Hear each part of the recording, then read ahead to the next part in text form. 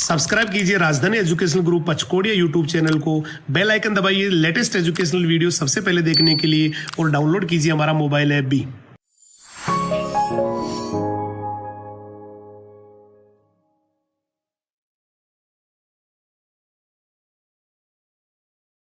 जय हिंद, जय राजधानी। कैसे हैं आप सभी? मैं हेमंत कुमार सिंह, आप सभी का बायोलॉजी मेंटर, एक बार फिर से हमारे राजधानी परिवार के YouTube चैनल पे आपका हार्दिक स्वागत करता हूं। चलिए स्टार्ट करने वाले हैं आज के लेक्चर को। Today we are going to study about which particular topic? Today we are going to study about the connection between the liver, pancreas and the duodenum.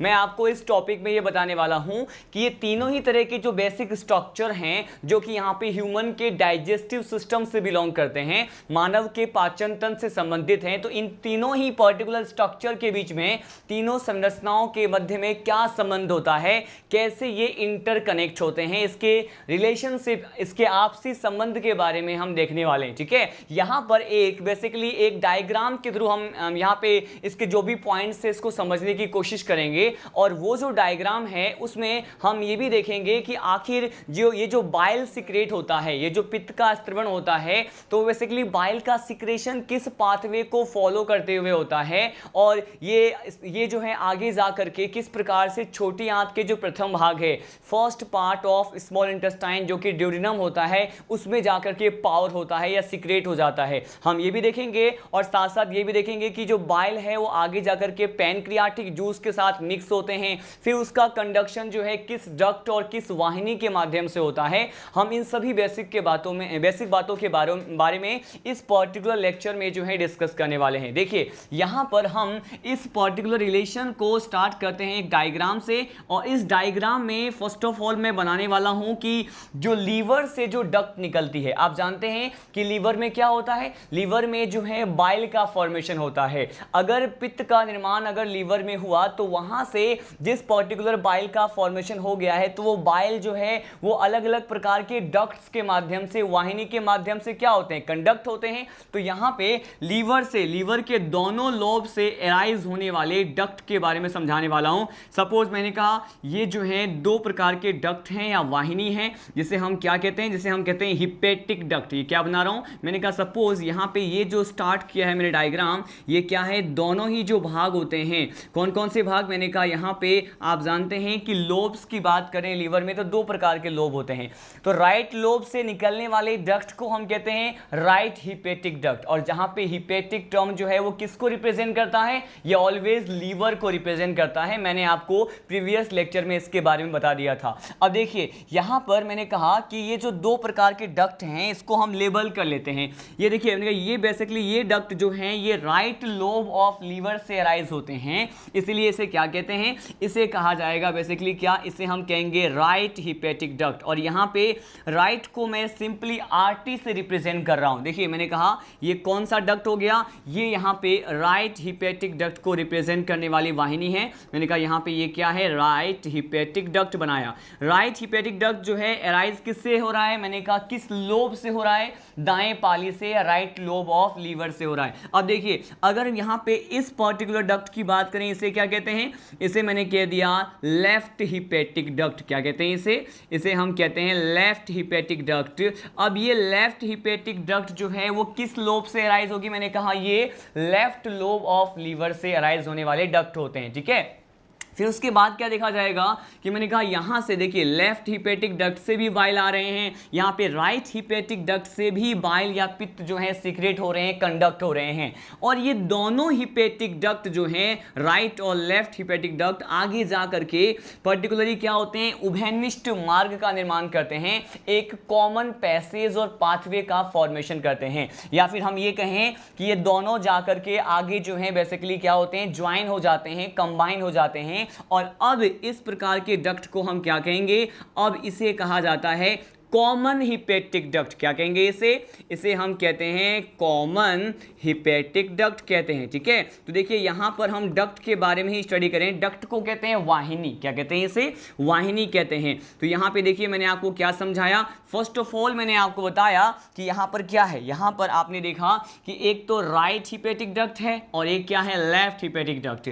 और ये दोनों डक्ट जो हैं आगे जाकर के यहां पे इस पर्टिकुलर जगह पे आकर के ये क्या हो जाते हैं, कंबाइन हो जाते हैं। हैं और दोनों आपस में मिल करके क्या बनाते हैं, मैंने कहा ये कॉमन हिपेटिक डक्ट बनाते हैं। ठीक है, अब देखिए अब क्या होने वाला है, ये अगेन हम यहाँ पे कॉमन हिपेटिक डक्ट जो है ये आगे इस तरह से जो है लीड करते हैं और यहाँ पे देखिए बेसिकली क्या होगा, इस तरह के आपको पता है कि राइट लोब जो होता है लीवर का, उसी के वेंट्रल सरफेस पे, उसी के अधर सतह पे क्या प्रेजेंट होता है, मैंने कहा उसी के अधर सरफेस पे यहाँ पर गॉल ब्लेडर प्रेजेंट होते हैं। ठीक है, तो यहाँ पे अब अगेन हम डिस्कस करने वाले हैं किस स्ट्रक्चर के बारे में। देखिए यहाँ पर इस तरह से जो है गॉल ब्लेडर प्रेजेंट होगा। मैंने ये जो डक्ट बनाया है ये गॉल ब्लेडर से संबंधित डक्ट है। मैंने कहा सपोज यहाँ पे इस तरह से हमने क्या कर दिया, सिंपली ये जो पियर शेप्ड जो गॉल ब्लेडर होते हैं इसको मैंने क्या कर दिया है, रिप्रेजेंट कर दिया है। देखिए अब इस गॉल ब्लेडर में क्या होता है आप सभी को पता है, यहाँ पे इस गॉल ब्लेडर या पित्ताशय में जो है यहाँ पे पित्त का संग्रह होता है, बाइल का स्टोरेज होता है। ठीक है, अब देखिए मैंने कहा ये जो स्ट्रक्चर आपने देखा ये क्या है, यहाँ पर इसे बेसिकली क्या कहते हैं, इस पर्टिकुलर यहाँ पे इस पार्ट को कहते हैं गॉल ब्लेडर। ठीक है, मैंने यहाँ पे मेंशन कर दिया, इसको लेबल कर रहे हैं, यहाँ पे इसको कह दिया है गॉल ब्लेडर। इसे हिंदी में क्या कहते हैं आप जानते हैं, इसे कहा जाता है पित्ताशय। अब देखिए यहाँ पे स्पेशल पॉइंट ये है कि पित्ताशय में अगर पित्त का संग्रह हो रहा है तो ये पित्त जो है वो कितने अमाउंट में यहाँ पे स्टोर होते हैं, तो यहाँ पर ये कहा जाएगा कि 40 to 50 ml, कितना, मैंने कहा 40 to 50 ml, 40 से 50 ml जो कंसंट्रेटेड जो बाइल होता है, कंसंट्रेटेड बाइल जो होता है वो यहाँ पे क्या होता है, यहाँ पर स्टोर होता है। ठीक है, मैंने ये सिंपली पॉइंट यहाँ पे ये बेसिक कंसेप्ट डिस्कस कर दिया। हमने यहाँ पे इस डायग्राम में पित्ताशय को क्या कर दिया है, ड्रॉ कर दिया है। इसके बारे में जो भी स्पेसिफिक पॉइंट है आपने प्रीवियस लेक्चर में भी स्टडी कर लिया है। यहाँ पे बेसिकली हम केवल डक्ट के बारे में स्टडी करने वाले हैं। देखिए यहाँ पर कॉमन हिपेटिक डक्ट के बारे में हमने स्टडी कर लिया था। अब यहाँ पे हम बात करने वाले हैं नेक्स्ट टाइप ऑफ डक्ट के बारे में। ये जो गॉल ब्लेडर है यहाँ पर जो भी एक्यूमुलेशन ऑफ बाइल होता है, जो बाइल यहाँ पे जमा होते हैं, ये आगे फर्दर जिस पर्टिकुलर डक्ट के माध्यम से, वाहिनी के माध्यम से कंडक्शन और संवहन को दर्शाते हैं, उस पर्टिकुलर डक्ट को क्या कहते हैं, तो मैंने कहा अब इस डक्ट को कहा जाएगा सिस्टिक डक्ट। ये क्या है, मैंने कहा अब इसे हम कहते हैं सिस्टिक डक्ट। ये क्या है, ये सिस्टिक डक्ट है। तो देखिए आपने यहाँ पे क्या देखा, आपने ये देखा कि पहले right hepatic duct, left hepatic duct दोनों मिलकर के कॉमन हिपेटिक डक्ट बनाते हैं। फिर उसके बाद गॉल ब्लेडर से संबंधित जिस वाहिनी की मैं बात कर रहा हूं वो क्या है, इसे हम कह रहे हैं सिस्टिक डक्ट। ठीक है, अब देखिए अब क्या होने वाला है, यही स्ट्रक्चर को हम आगे फर्दर लीड करने वाले हैं कि ये अब क्या होता है कि ये जो कॉमन हिपेटिक डक्ट होता है और ये जो सिस्टिक डक्ट होता है ये आपस में जो है ये भी क्या हो जाएंगे, कंबाइन हो जाएंगे। मैंने कहा यहाँ पर कौन कौन जो है बेसिकली किस प्रकार की वाहिनियाँ आपस में मिल रही है, कंबाइन हो रही है, ज्वाइन हो रही है। मैंने कहा अब कॉमन हिपेटिक डक्ट और ये सिस्टिक डक्ट आपस में कंबाइन हो जाते हैं और कंबाइन होकर के एक अन्य प्रकार के वाहिनी या फिर डक्ट का निर्माण करते हैं। और अब इस डक्ट को क्या कहा जाता है, अब इस डक्ट को कहते हैं कॉमन बाइल डक्ट। क्या कहते हैं इसे, ये इंपॉर्टेंट पॉइंट है कि कॉमन बाइल डक्ट क्या होता है। डायरेक्टली आपको यहां से क्वेश्चंस मिलेंगे मॉड्यूल्स में। तो मैंने कहा ये कॉमन बाइल डक्ट का फॉर्मेशन कैसे हुआ, तो जब ये कॉमन हिपेटिक डक्ट और सिस्टिक डक्ट दोनों आपस में आगे जाकर के कंबाइन हो जाते हैं, अटैच हो जाते हैं, जुड़ जाते हैं और इस तरह के डक्ट जो फॉर्म होते हैं इसे क्या कहते हैं, कॉमन बाइल डक्ट कहते हैं। लेकिन कॉमन बाइल डक्ट के लिए ही एक कॉम्प्लेक्स और टेक्निकल टर्म प्रोवाइड किया जाता है और कॉमन बाइल डक्ट को ही क्या कहते हैं, बेसिकली इसे ही कहते हैं डक्टस कोलेडोकस। क्या कहते हैं इसे, इसे कहते हैं डक्टस कोलेडोकस कहते हैं, डक्टस कोलेडोकस कहते हैं। तो या तो ऑप्शन में आपको कॉमन बाइल डक्ट मिलेगा या फिर यहां पे क्या मिलेगा, ये डक्टस कोलेडोकस मिलेगा। दोनों ही बेसिकली क्या हैं, एक ही जैसे टर्म होते हैं। अब देखिए हमने यहाँ पे कॉमन बाइल डक्ट तक क्या कर लिया है, स्टडी कर लिया है पाथवे को। अब क्या होने वाला है कि कॉमन बाइल डक्ट जो है इसके पास में कुछ स्पेशल तरह के जो है स्ट्रक्चर्स प्रेजेंट होते हैं। मैंने कहा देखिए यहाँ पर इस तरह की अवरोधनी पाई जाती है। क्या पाई जाती है, मैंने कहा यहाँ पर इस तरह की अवरोधनी पाई जाती है और इस पर्टिकुलर इंस्फिक्टर और अवरोधनी को क्या कहते हैं, मैं आपको बता दूं इसे क्या कहा जाएगा। यहाँ पर देखिए इस अवरोधनी को क्या कहा जाता है, हम इसको यहाँ डिस्कस करते हैं।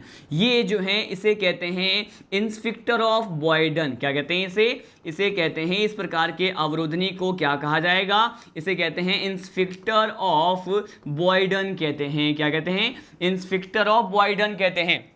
ये अब इंस्पेक्टर ऑफ बॉयडन क्या कार्य करते हैं हम इसके बारे में देखेंगे, लेकिन यहाँ पर मैं आपको ये बता दूं कि यहाँ पे क्या था, एक इंस्पेक्टर था, अवरोधनी था। इसके बाद हम जिस स्ट्रक्चर की यहाँ पे बात करते हैं, यहाँ पे देखिए ये स्मॉल इंटेस्टाइन का क्या है, मैंने कहा अब जो स्ट्रक्चर हम बनाने वाले हैं ये स्मॉल इंटेस्टाइन का पार्ट मैं बनाने वाला हूँ। क्यों? क्योंकि हमारा बेसिक टॉपिक क्या है, हम जो पढ़ने वाले हैं वो क्या है, मैंने कहा ये interconnection between the liver, pancreas और ड्यूडेनम के बारे में पढ़ने वाले हैं। लीवर के डक्ट के बारे में आपने देखा, अब इसी का कनेक्शन मैं एस्टेब्लिश कर रहा हूं किसके साथ, स्मॉल इंटेस्टाइन के फर्स्ट पार्ट ड्यूडेनम के साथ जो है इसका कनेक्शन एस्टेब्लिश कर रहा हूं। देखिए अब ये कॉमन बाइल डक्ट जो है अपने सिक्रेशंस को स्मॉल इंटेस्टाइन के यहाँ पे ये जो पार्ट होता है ये मैं बना रहा हूं, बेसिकली इसी में क्या करेंगे, सिक्रेट करेंगे। तो मैंने कहा ये जो पार्ट मैंने यहाँ पे बनाया है ये किसको रिप्रेजेंट कर रहा है, मैंने कहा ये बेसिकली यहाँ पे ड्यूडेनम है। ये क्या है, इसको हम यहाँ पे लेबल करने वाले हैं। ये जो मैंने बनाया है ये क्या है, ये है डिओडिनम। क्या है ये, मैंने कहा ये डिओडिनम है, ठीक है, जो कि first part of small intestine होता है। अब ये कॉमन बाइल डक्ट जो है आगे फर्दर जो है किस डक्ट से कंबाइन हो जाते हैं, मैंने कहा देखिए यहां पर लीफ लाइक एक पत्ती नुमा जो है स्ट्रक्चर दिखाई देते हैं, लीफ लाइक और फ्लैट स्ट्रक्चर होता है। पहले हम इसकी बात कर लेते हैं। देखिए यहाँ पर क्या प्रेजेंट होगा, अब ये यहाँ पे जो है बेसिकली एक लीफ लाइक स्ट्रक्चर इस तरह से यहाँ पे प्रेजेंट होते हैं। अब इस लीफ लाइक स्ट्रक्चर को क्या कहा जाता है स्टूडेंट, हम ये डिस्कस करने वाले हैं। मैंने कहा देखिए ये जो लीफ लाइक स्ट्रक्चर यहाँ पे इस तरह से प्रेजेंट होते हैं, हम इसकी बात करेंगे। यहाँ पे इस लीफ लाइक स्ट्रक्चर को हम सिंपली कहते हैं, ये क्या है, ये मैंने यहाँ पर पैनक्रियाज बनाया है। ये क्या है, ये है पैनक्रियाज, ठीक है। तो अब देखिए आप सिंपली रिलेट कर पा रहे हैं कि कौन सा स्ट्रक्चर जो है वो किस जगह लोकेट होता है, उसके डक्ट की हम बात करेंगे।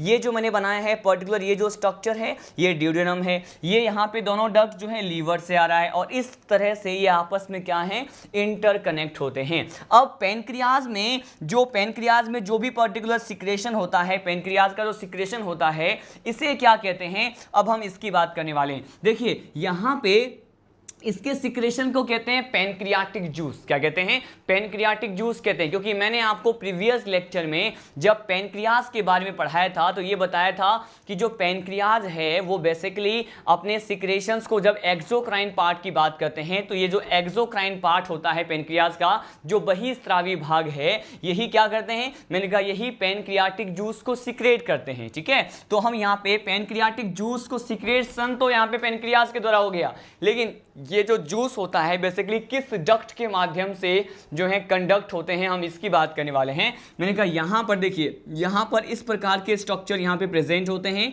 जिसकी मैं बात करने वाला हूँ। ये कहा कि ये जो डक्ट है ये बेसिकली, अब ये कौन सा डक्ट है, यहाँ पे 2 स्पेशल टाइप के डक्ट की बात करने वाले हैं। देखिए यहाँ पर इस तरह से डक्ट जो है यहाँ पे प्रेजेंट होता है। अब ये डक्ट क्या होते हैं हम इसकी भी बात करेंगे। यहाँ पे पहले हम इसको क्या कर रहे हैं, लेबल कर रहे हैं, उसके बाद इसके फंक्शंस के बारे में क्या करेंगे, 1 बाय 1 डिस्कस करेंगे। देखिए इस तरह से यहाँ पे डक्ट क्या होता है, प्रेजेंट होता है। अब इस डक्ट को लेबल करते हैं। देखिए यहाँ पे 2 टाइप्स ऑफ डक्ट यहाँ पे प्रेजेंट होते हैं।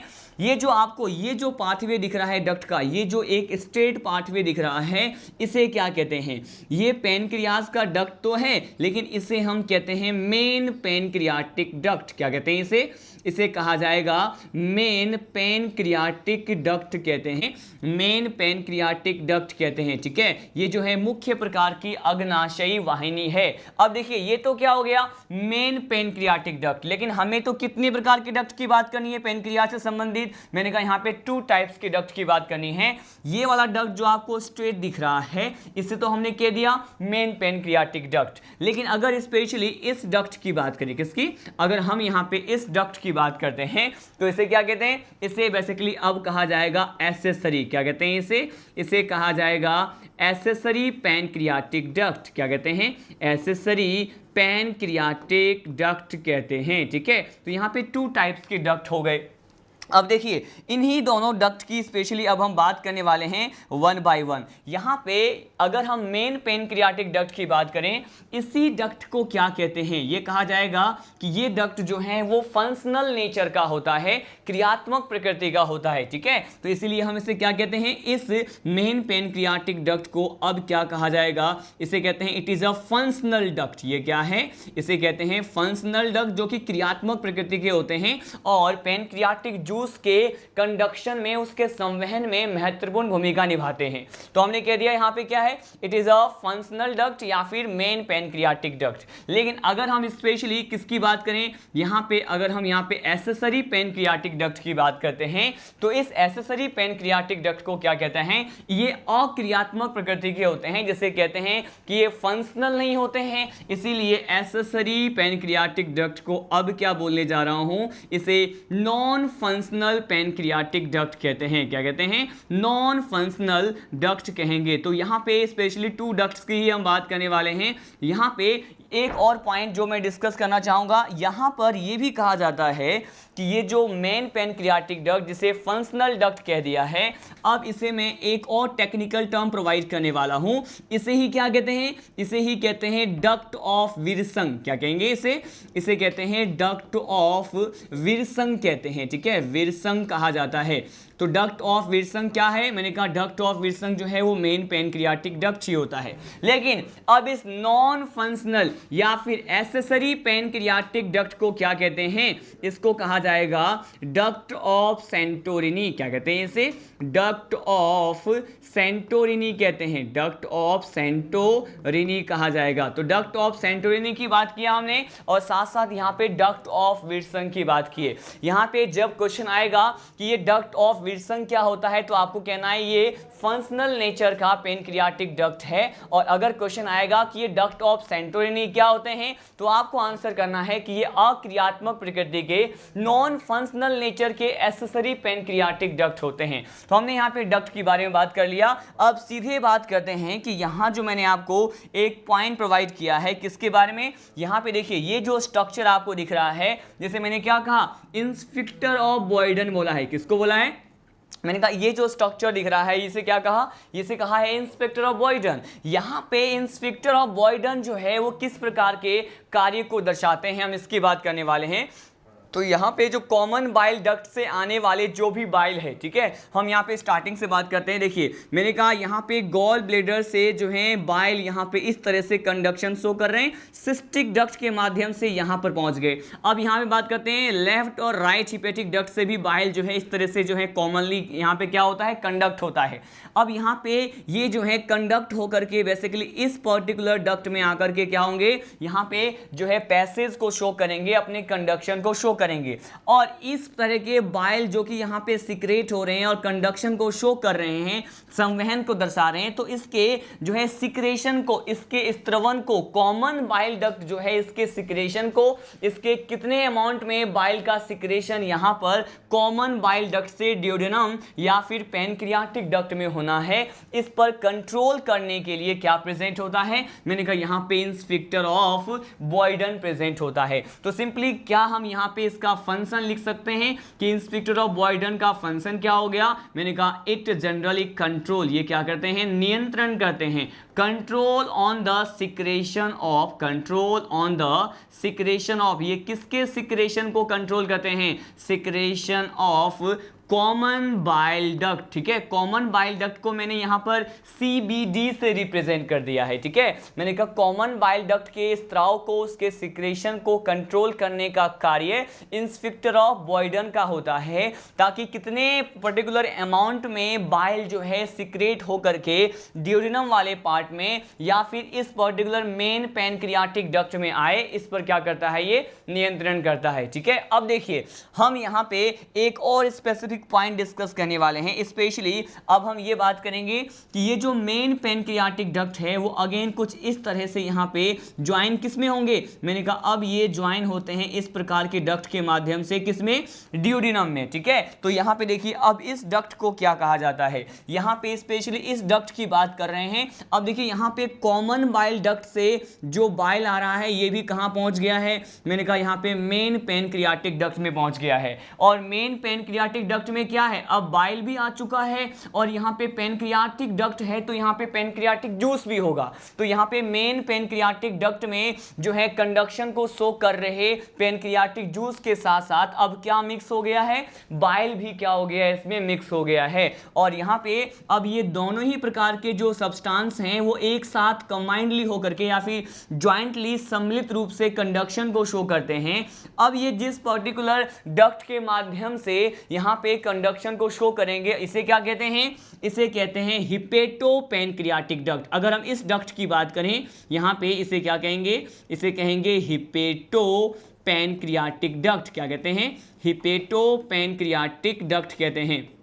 एक और बात समझने की कोशिश करते हैं कि ये हिपेटोपेनक्रियाटिक डक्ट जो है वो क्या होता है। देखिए यहाँ पर ये हिपेटोपेनक्रियाटिक डक्ट एक ऐसा डक्ट है, एक ऐसी वाहिनी है जहाँ पे क्या होता है, पेनक्रियाटिक डक्ट से आने वाले पेनक्रियाटिक जूस का भी संवहन होता है और कॉमन बाइल डक्ट से आने वाले बाइल का भी क्या होता है, दोनों का कंबाइंडली क्या होगा, संवहन होगा। इसीलिए अगर हम इसको सेगमेंट में डिवाइड करके इसके मीनिंग को समझने की कोशिश करें तो यहाँ पे हिपेटो जो है हिपेटिक डक्ट से आने वाले सिक्रेशन को रिप्रेजेंट करता है और पेनक्रियाटिक जो है पेनक्रियास से आने वाले सिक्रेशन को रिप्रेजेंट करता है। तो दोनों प्रकार के पदार्थ यहाँ पे उभयनिष्ठ रूप से क्या होते हैं, कंडक्शन को शो करते हैं। अब हिपेटोपेनक्रियाटिक डक्ट का जो एंटीरियर पार्ट होता है वो क्या करेगा, वो स्वेल्विंग को शो करता है। मैंने कहा ये यहाँ पर क्या होता है, इस तरह से स्वेल्विंग को शो करता है। इस स्वेल्विंग को क्या कहेंगे, हम इसकी भी बात करेंगे, लेकिन फाइनली ये अब जो है कहां पे एंटर हो जाते हैं, मैंने कहा अब ये सीधे ही एंटर हो जाएंगे कहां पे,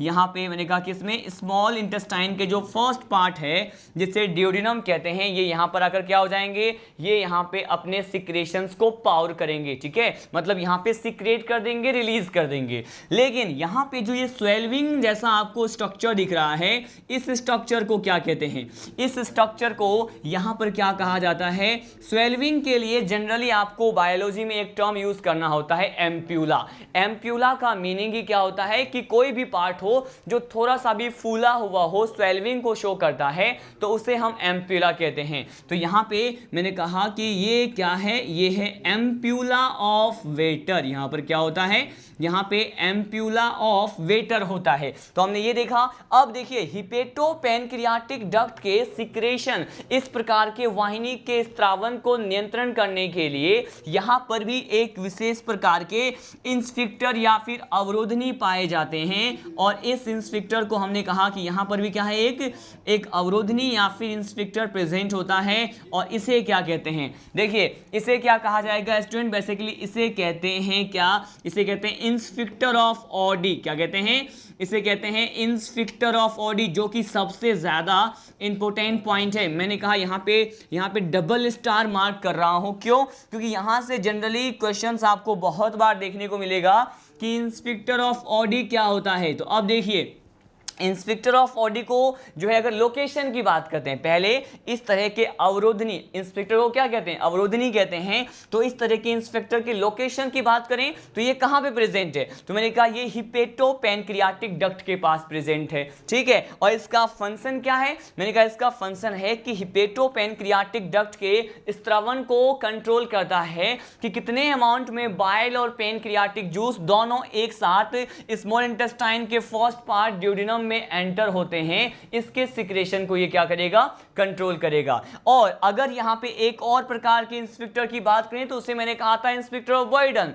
लेकिन वो किस प्रकार के डक्ट के सिक्रेशन को कंट्रोल कर रहा था, मैंने कहा डक्टस कोलेडोकस या कॉमन बाइल डक्ट के सिक्रेशन को कंट्रोल करने के लिए इंस्पेक्टर ऑफ बॉयडन है। लेकिन यहां पे ये हिपेटोपेनक्रियाटिक डक्ट के सिक्रेशन को कंट्रोल करने के लिए क्या होता है, इंस्पेक्टर ऑफ ऑडी होता है। ठीक है, हमने इस तरह से इस पूरे पर्टिकुलर रिलेशनशिप में ये देखा कि किस तरह से बाइल का सिक्रेशन हो रहा है, कंडक्शन हो रहा है, साथ साथ पेनक्रियाटिक जूस का कंडक्शन कैसे होता है, कौन कौन से स्पेशल टाइप्स के डक्ट्स होते हैं जिसके माध्यम से ये सभी प्रकार के पदार्थ, ये जो भी सब्सटेंस हैं वो कंडक्शन को शो करते हैं। इस पूरे एंटायर डायग्राम को I am going to revise one more time, यहाँ पे एक और बार रिवाइज कर लेते हैं। देखिए सीक्वेंस हमें समझना है कि हमने पर्टिकुलर किस सीक्वेंस में इस पूरे एंटायर डायग्राम में डिस्कस किया है सारे पॉइंट्स को। देखिए मैंने कहा यहाँ पर हमने क्या किया, फर्स्ट ऑफ ऑल जो दोनों लीवर के जो लॉब्स होते हैं, मैंने कहा लीवर के जो लॉब्स होते हैं, टू लॉब्स जो होते हैं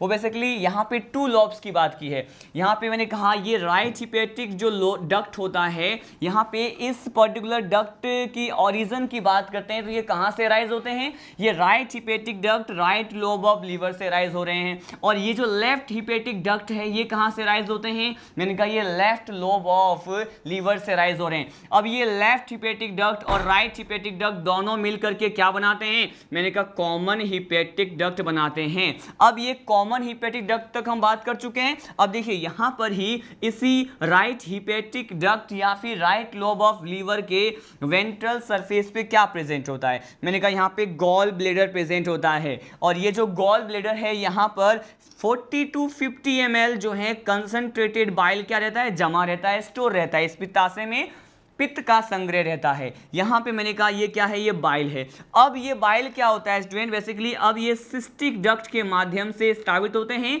और यहां पर ये सिस्टिक डक्ट और कॉमन हिपेटिक डक्ट दोनों जो हैं आपस में मिल जाते हैं और अब इस डक्ट को हम कहते हैं कॉमन बाइल डक्ट, जिसे डक्टस कोलेडोकस भी कहते हैं। इसके स्रवन को कंट्रोल करने के लिए यहाँ पे इंस्फिक्टर ऑफ बॉयडन पाया जाता है और साथ साथ हम ये भी देखते हैं कि यहाँ पे बेसिकली ये अपने सिक्रेशंस को अब स्मॉल इंटेस्टाइन के फर्स्ट पार्ट ड्यूडेनम के साथ साथ यहाँ पे मेन पेनक्रियाटिक डक्ट में क्या करेगा, रिलीज कर देगा।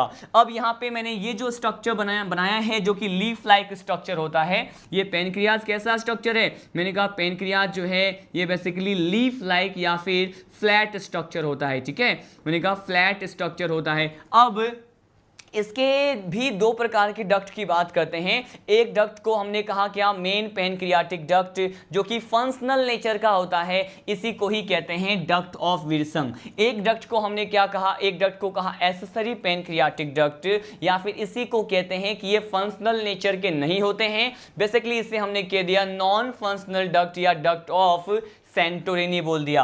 अब देखिए यहाँ से बाइल आ रहा है और यहाँ से पेनक्रियाटिक जूस, और बाइल और पेनक्रियाटिक जूस दोनों का जिस पर्टिकुलर डक्ट के माध्यम से संवहन होना होता है इसे क्या कहते हैं, हिपेटोपेनक्रियाटिक डक्ट कहते हैं। और इस हिपेटोपेनक्रियाटिक डक्ट का जो अग्रभाग है, एंटीरियर पार्ट होता है, वो स्वेल्विंग को शो करता है जिसे एम्प्यूला ऑफ वेटर कहते हैं। लेकिन अगर इसके सिक्रेशंस को कंट्रोल करने की बात करें कि कितने अमाउंट में बाइल पेनक्रियाटिक जूस इस हिपेटोपेनक्रियाटिक डक्ट के माध्यम से कहां पे प्रवेश करे, मैंने कहा ड्यूडेनम में प्रवेश करे, तो इसके सिक्रेशंस को कंट्रोल करने के लिए they are the presence of sphincter of Oddi. यहां पे इंस्फिक्टर ऑफ ओडी की जो अवरोधनी है ये यहां पे हिपेटोपेनक्रियाटिक डक्ट के सिक्रेशन को कंट्रोल करेगा।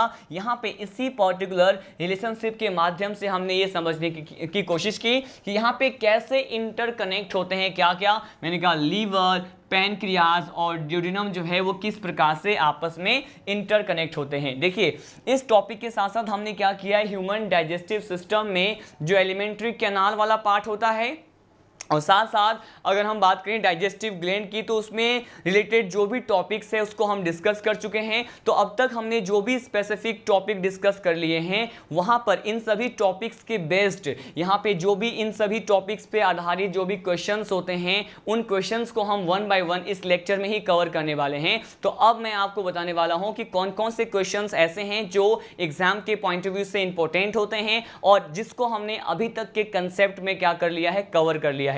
तो अब मैं डिस्कस करने वाला हूं क्वेश्चंस वन बाय वन। देखिए यहां पे वेरी फर्स्ट क्वेश्चन की बात करते हैं। वेरी फर्स्ट क्वेश्चन यहां पे क्या दिया हुआ है, it is related with the human digestive system. और क्वेश्चन क्या है पहले हम रीड करते हैं। Question number first, it is about that taste bud are absent पहले मैं आपको एक्सप्लेन, टेस्ट बर्ड को कहते हैं स्वाद कलिकाएं। मैंने आपको स्टार्टिंग में बताया हुआ है, जब हमने टंग के बारे में स्टडी किया था वहां से ये क्वेश्चन है राइज हुआ कि टेस्ट बर्ड अगर स्वाद कलिकाओं की बात करें तो वो कहां पे अब्सेंट होते हैं। 4 ऑप्शन दिए हुए हमारे पास, क्या क्या है। फर्स्ट ऑप्शन है फॉलिएट पेपेली, सेकंड ऑप्शन है सर्कमवैलेट पेपेली, थर्ड ऑप्शन है फंगीफॉर्म पेपेली और फोर्थ वन इज फिलीफॉर्म पेपेली। 4 प्रकार के पेपेली के बारे में यहां पे ऑप्शंस दिए हुए हैं और क्वेश्चन क्या पूछ रहा है, क्वेश्चन पूछ रहा है कि इन सभी पेपेली में से टेस्ट बर्ड किस पर्टिकुलर पेपेली में क्या होते हैं, अब्सेंट होते हैं। आपके पास फ्यू सेकेंड्स हैं, जल्दी से मुझे आंसर करें। कमेंट बॉक्स में सभी के आंसर आना चाहिए एट द प्रॉपर टाइम। मैंने कहा यहां पे बिल्कुल बेसिक सा क्वेश्चन है, इसके बारे में हमने डिटेल में स्टडी किया हुआ है। कहां पर, जब मैंने आपको टंग का डायग्राम बताया था, उसके पर्टिकुलर 2 पार्ट्स के बारे में डिस्कस किया था। देखिए मैं उम्मीद करता हूं कि आप सभी ने अपने आंसर पिक कर दिए होंगे। अब सीधे डिस्कस करते हैं कि यहां पे कौन सा आंसर जो है वो एप्रोप्रिएट और करेक्ट होना चाहिए। देखिए पहले हम ये डिस्कस करते हैं कि ये टेस्ट बर्ड प्रेजेंट कहां होता है। देखिए यहां पे अगर टेस्ट बर्ड के प्रेजेंस की बात करें तो टेस्ट बर्ड कहां प्रेजेंट होते हैं। मैंने कहा ये जो बेसिकली टंग की बात करेंगे तो टंग में कौन सा पर्टिकुलर पार्ट, मैंने कहा टंग में स्पेशली हम किस पार्ट की बात करें, टंग में अगर हम इसके सेकेंड पार्ट की बात करते हैं, जिसे क्या कहते हैं ओरल पार्ट, क्या कहते हैं इसे ओरल पार्ट ऑफ टंग की बात करते हैं, तो इस ओरल पार्ट पर क्या प्रेजेंट होते हैं। मैंने कहा इस ओरल पार्ट पे पेपिली प्रेजेंट होते हैं। क्या होते हैं, इसी ओरल पार्ट पे एक उंगली नुमा उभार पाया जाता है, कुछ एक प्रोजेक्शंस मिलते हैं और इस पेपिली को या फिर इसी पर्टिकुलर उंगली नुमा उभार को क्या कहते हैं, इसे पेपिली कहते हैं। और इस पेपिली पे क्या प्रेजेंट होते हैं, मैंने कहा इस पेपिली पे ही टेस्ट बर्ड प्रेजेंट होते हैं। और अब क्वेश्चन क्या है, अब क्वेश्चन है कि ये किसमें अब्सेंट होते हैं। मैंने आपको केवल 3 टाइप्स के पेपेली के बारे में बताया हुआ है। हमने सर्कमवैलेट के बारे में देखा था, फंगीफॉर्म और फिलीफॉर्म के बारे में देखा था। इन तीनों ही पेपेली में जहां पे टेस्ट बर्ड और स्वाद कलिकाएं अब्सेंट थे वो कौन सा था, मैंने कहा ये था फिलीफॉर्म पेपेली। ये जो फिलीफॉर्म पेपेली होते हैं इसमें टेस्ट बर्ड नहीं पाए जाते, ठीक है। मैंने कहा यहां पर टेस्ट बर्ड क्या होते हैं, मैंने कहा यहां पर इस पर्टिकुलर पेपेली में टेस्ट बर्ड अब्सेंट होते हैं। लेकिन हमने यहाँ पे 3 बेसिक ऑप्शंस के बारे में डिस्कस किया हुआ है। लेकिन ये फॉलिएट पेपेली क्या है, हम इसके बारे में भी डिस्कस कर लेते हैं कि ये फॉलिएट पेपेली कहां प्रेजेंट होता है। अगर इस फॉलिएट पेपेली की बात करें तो ये क्या ह्यूमन में प्रेजेंट होता है, मैंने कहा नहीं। ये ह्यूमन में क्या होता है, मानव में ये जो पेपेली है जिसे फॉलिएट या पत्ती नुमा पेपेली कहते हैं, ये क्या होते हैं, ह्यूमन में अब्सेंट होते हैं। लेकिन अगर हम इसी पर्टिकुलर पेपेली की बात करें कि ये प्रेजेंट कहाँ होता है, तो it is present in rabbit. ये कहाँ प्रेजेंट होता है, मैंने कहा ये रैबिट में प्रेजेंट होते हैं, ठीक है। कहाँ अब्सेंट होते हैं, मैंने कहा ह्यूमन बींग्स में, मनुष्य में अब्सेंट होते हैं, रैबिट में प्रेजेंट होते हैं। किस प्रकार की पेपेली, फॉलिएट पेपेली, ठीक है। तो आपको यहाँ पे बस ये पहचानना था कि टेस्ट बर्ड किस में अब्सेंट होता है। लेकिन मैंने आपको ये भी बताया कि टेस्ट बर्ड कहाँ प्रेजेंट होता है, टंग के किस पार्ट में होता है, तो पेपेली पे होगा। और किस पर्टिकुलर पेपेली में यहाँ पे टेस्ट बर्ड अब्सेंट देखा आपने, यहाँ पे हमारा कौन सा ऑप्शन सही हो गया, मैंने कहा यहाँ पे 4th ऑप्शन, जिसे क्या कहते हैं फिलीफॉर्म पेपेली कहते हैं, इसमें टेस्ट बर्ड अब्सेंट होता है। ये हमारा क्या हो गया, करेक्ट आंसर हो गया। अब सीधे लीड करते हैं क्वेश्चन नंबर 2 की तरफ। क्वेश्चन नंबर 2 क्या है, देखिए यहाँ पे जो क्वेश्चन नंबर 2 दिख रहा है, it is about dental formula. ये किस पे बेस्ड है, मैंने कहा ये डेंटल फॉर्मूला पे आधारित क्वेश्चन नंबर 2 की बात कर रहे हैं। ये क्या है, इसको हम रीड करते हैं। यहाँ पे ये दिया हुआ है कि which of the following is the correct dental formula of the main. अगर यहाँ पे मनुष्य के दंत सूत्र की बात करते हैं, डेंटल फॉर्मूला की बात करते हैं, तो आपके पास 4 ऑप्शन दिए हुए हैं। इन चारों में से आपको पहचानना है कि यहाँ पे मेन के डेंटल फॉर्मूला को रिप्रेजेंट करने वाला कौन सा ऑप्शन सही है। 4 ऑप्शन है आपके पास, जल्दी से आप देखें और मुझे जल्दी से बताएं कि यहाँ पे इन चारों ऑप्शंस में से कौन सा सही और करेक्ट मैच आंसर होना चाहिए आपके अकॉर्डिंग। बिल्कुल सिंपल सा है, बेसिक सा ये क्वेश्चन है।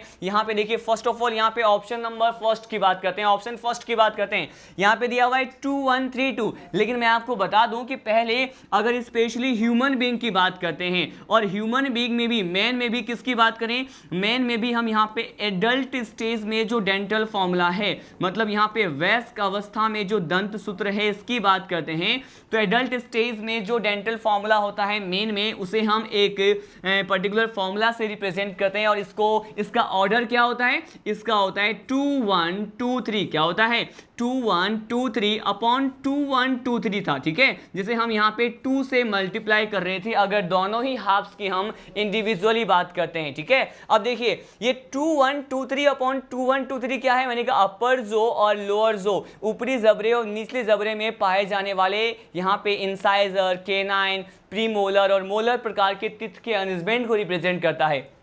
अब यहाँ पे इस करेक्ट आंसर को हम इन चारों ऑप्शंस में से क्या करते हैं, मैच करते हैं। तो ये फर्स्ट वाला तो क्या हो गया, रॉन्ग हो गया। अगर यहाँ पे इस थर्ड वाले की बात करें, थर्ड वाला भी रॉन्ग है। यहाँ पे देखिए फोर्थ वाले की बात कर रहे हैं तो फोर्थ भी रॉन्ग है। तो हमारा आंसर क्या हो गया, हमारा आंसर ऑप्शन नंबर सेकेंड हो गया, 2 1 2 3 अपॉन 2 1 2 3, ठीक है। यहाँ पे 2 क्या रिप्रेजेंट करता है, 2 यहाँ पे आई को, इंसाइजर को रिप्रेजेंट करता है। यहाँ पे 1 क्या रिप्रेजेंट कर रहा है, 1 यहाँ पे इंसाइजर के बाद क्या होते हैं, केनाइन, सी को रिप्रेजेंट कर रहा है। यहाँ पे अगेन 2 किसको रिप्रेजेंट करता है, मैंने कहा यहाँ पे 2 रिप्रेजेंट करता है किसको, मैंने कहा ये प्रीमोलर को रिप्रेजेंट करता है। और ये 3 किसको कर रहा है, मैंने कहा यहाँ पे 3 जो है मोलर को रिप्रेजेंट करता है। तो ऑप्शन हमारा कौन सा करेक्ट हो गया, यहाँ पे इस क्वेश्चन नंबर 2 का जो है सेकेंड ऑप्शन क्या हो गया, करेक्ट हो गया। लेकिन स्पेशली ये क्वेश्चन किसके बारे में था, एडल्ट स्टेज में डेंटल फॉर्मूला के बारे में पूछ रहा था। स्पेशली अगर हम किसकी बात करते, यहाँ पे एडल्ट स्टेज के अलावा अगर हम CDF की बात करते, किसकी बात करते,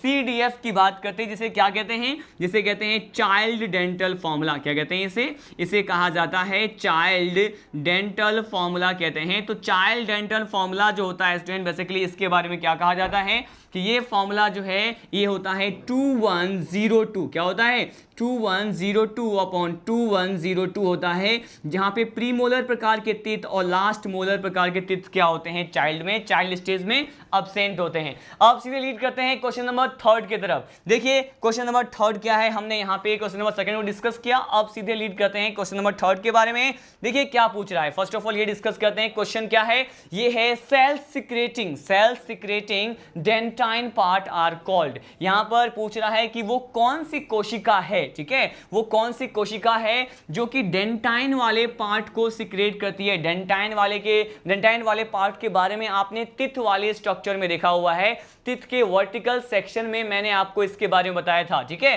देखिए 4 ऑप्शन आपके पास दिए हुए हैं, कौन कौन से हैं, फर्स्ट है ऑस्टियोब्लास्ट, सेकेंड क्या है कैल्कोब्लास्ट, थर्ड क्या है, यहाँ पे कॉन्ड्रियोसाइट्स के बारे में दिया हुआ है, और फोर्थ क्या है ओडोंटोब्लास्ट है। आप जल्द से जल्द मुझे बताएं इन चारों ऑप्शन में से इस पर्टिकुलर क्वेश्चन नंबर थर्ड के अकॉर्डिंग कौन सा आंसर आपके अकॉर्डिंग जो है वो एप्रोप्रिएट है। जल्द से जल्द आप मुझे बताएं, जल्द से जल्द आप कमेंट बॉक्स में अपने आंसर लेफ्ट करें। तब तक हम अगेन एक बार क्वेश्चन को रिपीट कर लेते हैं। क्वेश्चन पूछ रहा है कि वो कौन सी कोशिका है जो टीथ वाले पार्ट में डेंटाइन को क्या करते हैं, सिक्रेट करते हैं। अगर आपको याद हो, जब मैंने आपको वर्टिकल सेक्शन ऑफ टीथ के बारे में बताया था, वहां पे 2 स्पेशल टाइप के सेल्स के बारे में बताए थे, सीधे यहां पे पूछ रहा है डेंटाइन पार्ट के बारे में। तो हम अब डिस्कशन करते हैं।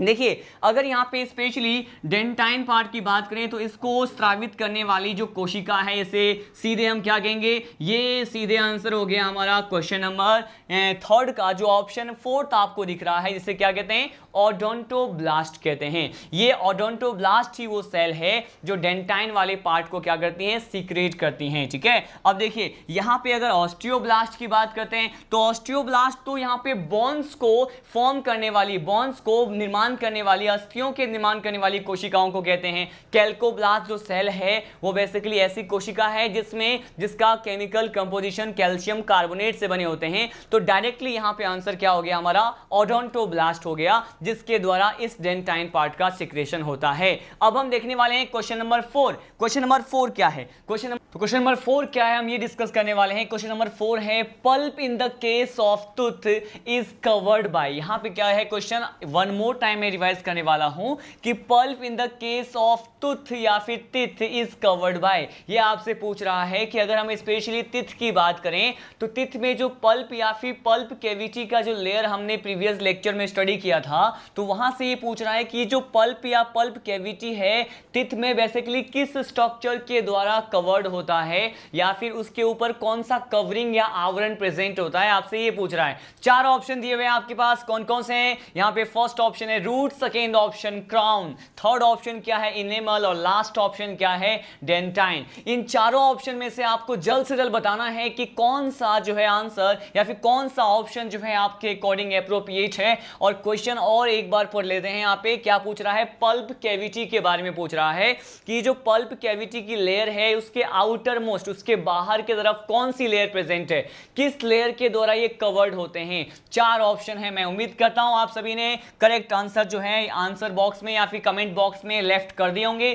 सीधे डिस्कस करते हैं इसके पर्टिकुलर डिस्कशन के बारे में। देखिए यहां पर हमें तिथ का अगेन एटिपिकल डायग्राम या फिर लाइन डायग्राम जो है वर्टिकल सेक्शन का बनाना होगा ताकि आप इसको अच्छे से रिकॉल कर पाए। देखिए जब मैंने वर्टिकल सेक्शन ऑफ तिथ की बात की थी तो मैंने कहा ये तिथ किस में प्रेजेंट होते हैं। मैंने कुछ ऐसा ही स्ट्रक्चर आपको प्रोवाइड किया था कि ये जो है क्या होता है, इसमें एल्वियुलर बोन होते हैं और बोनी सॉकेट में मैंने एक सिंगल तिथ के वर्टिकल सेक्शन और उसके जो भी लेयर्स होते हैं उसके डिफरेंट पार्ट्स के बारे में आपको बताया था। अब देखिए यहाँ पे बेसिकली ये जो इनर मोस्ट लेयर हो गया, इसके बाहर ये कुछ इस तरह से लेयर क्या होते हैं, प्रेजेंट होते हैं। हम अगेन इसको क्या है रिवाइज करने वाले हैं कि आपको यहाँ पे क्या क्या देखने को मिलता है। देखिए कुछ ऐसे स्ट्रक्चर जो है हमें तिथ के वर्टिकल सेक्शन में दिखाई देता है। अब देखिए यहाँ पर क्या होने वाला है, यहाँ पर ये कहते हैं कि इस वाले पार्ट की बात करते हैं, ठीक है। अगर हम इस पार्ट की बात करते हैं इसे क्या कहते हैं, ये जो पार्ट होता है स्टूडेंट बेसिकली इसको हम कहते हैं पल्प। क्या कहते हैं इसको? पल्प कहते हैं, ठीक है। और सबसे आउटर मोस्ट जो लेयर है इसे क्या कहते हैं, इसे कहा जाता है इनेमल। क्या कहते हैं इसे कहते हैं इनेमल, जो सबसे आउटर मोस्ट लेयर है और क्राउन वाले पार्ट में प्रेजेंट होता है।